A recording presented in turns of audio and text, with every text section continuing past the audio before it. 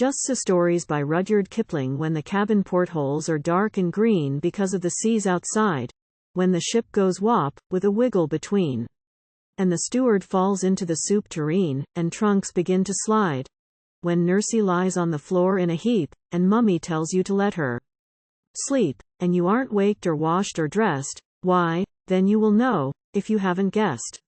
You're 50 north and 40 west. How the whale got his throat. The camel's hump is an ugly lump which well you may see at the zoo, but uglier yet is the hump we get from having too little to do.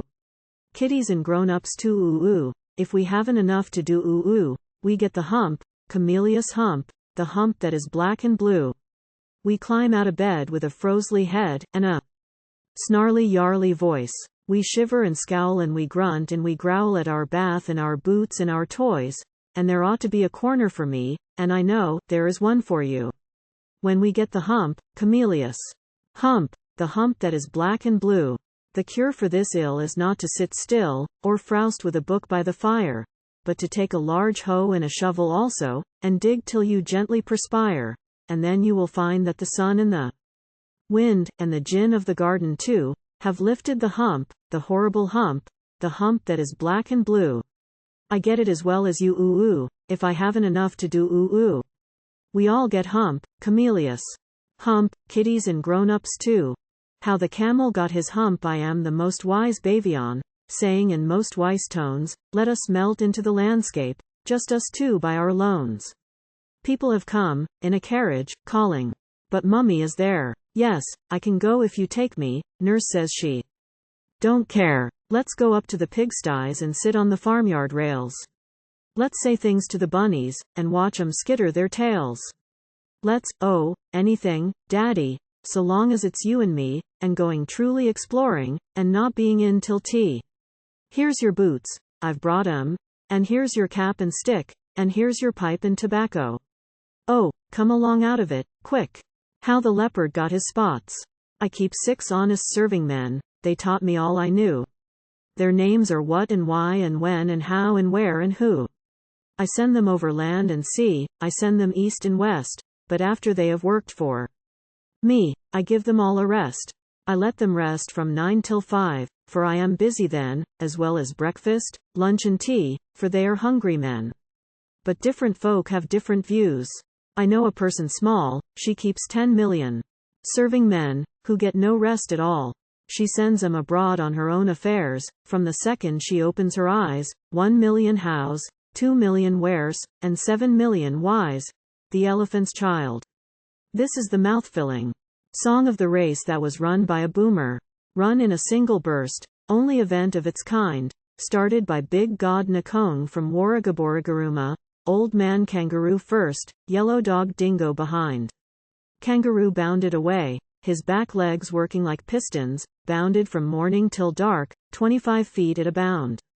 Yellow Dog Dingo lay like a yellow cloud in the distance, much too busy to bark. My, but they covered the ground. Nobody knows where they went, or followed the track that they flew in, for that continent hadn't been given a name. They ran 30 degrees from Torres Straits to Leuven, look at the atlas, please. Then they ran back as they came.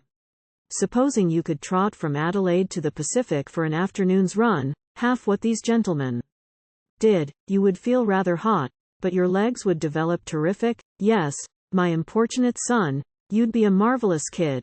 The sing-song of Old Man Kangaroo. I've never sailed the Amazon, I've never reached Brazil, but the Don and Magdalena, they can go there when they will. Yes, weekly from Southampton great steamers, white and gold, go rolling down to Rio, roll down to Rio. Closing parenthesis. And I'd like to roll to Rio some day before I'm old. I've never seen a jaguar, nor yet an armadillo, he's dilloing in his armor, and I suppose I never will, unless I go to Rio these wonders to behold. Roll down to Rio, roll really down to Rio. Oh, I'd love to roll to Rio some day before I'm old. The beginning of the armadillos. China going P and 0. S pass Pow Ama's playground close, and his Pusat Tosek lies near the track of most BIs, NYK and NDL. No Pow Ama's home as well as the Fisher of the Sea knows, Benz, MMs and Rubatinos. But, and this is rather queer, ATLs cannot come here. 0 and D0, A. Must go round another way. Orient, Anchor, Bibby, Hall, never go that way at all. UCS would have a fit if it found itself on it. And if beavers took their cargoes to Penang instead of Lagos, or a fat Shah Saval bore passengers to Singapore, or a White Star were to try a little trip to Surabaya, or a BSA went on past Natal to Cherrybon, the great Mr. Lloyds would come with a wire and drag them home. ... You will know what my riddle means when you've eaten mangosteens. The crab that played with the sea pussy can sit by the fire and sing, pussy can climb a tree, or play with a silly old cork and string to amuse herself, not me. But I like Binky my dog, because he knows how to behave. So, Binky's the same as the first friend was, and I am the man in the cave.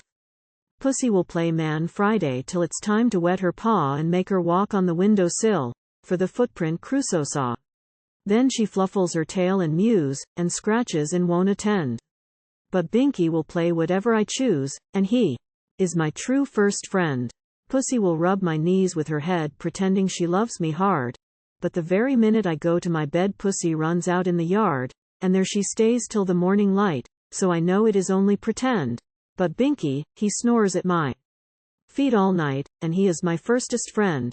The cat that walked by himself. This uninhabited island is near Cape Gardafui, but it's hot, too hot, off Suez for the likes of you and me ever to go in a P&0, to call on the cake Parsi. How the rhinoceros got his skin. There was never a queen like Balkis, from here to the wide world's end, but Balkis talked to a butterfly as you would talk to a friend. There was never a king like Solomon, not since the world began, but Solomon talked to a butterfly as a man would talk to a man. She was queen of Sabia, and he was Asia's lord, but they both of 'em talked to butterflies when they took their walks abroad. The butterfly that stamped